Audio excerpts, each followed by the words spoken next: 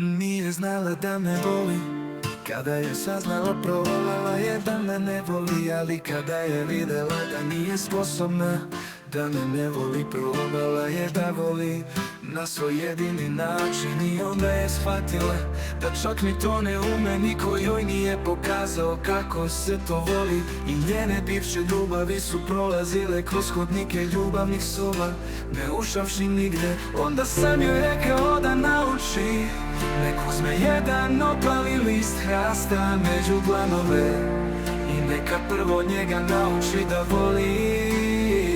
Prvo se naljutila, onako dečje jako, jer svako na ovom svetu misli o sebi da ume da voli.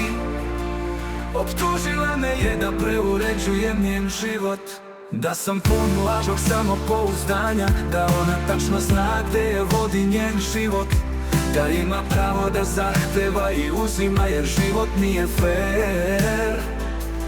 Da je bila spremna sve da učini iz ljubavi i činila je, sad nije otišla u rupu,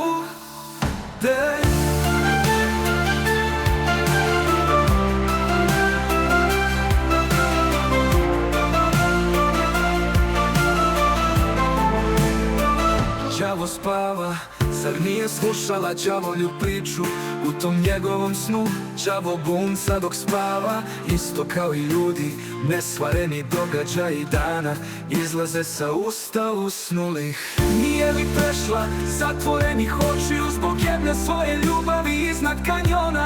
Nije li joj Bog podario talenat da snagom volje prizove prvi sneg? Dugo je tako stajala i pričala o svojim delima ljubavi, nesposobna da se pomeri iz priče o ljubavi za koju je mislila da postoji, a koja je možda nekada zaista postojala. Ta priča joj nije dala da izađe iz nje, zarobivši joj pažnju čutao sam i slušao sam je.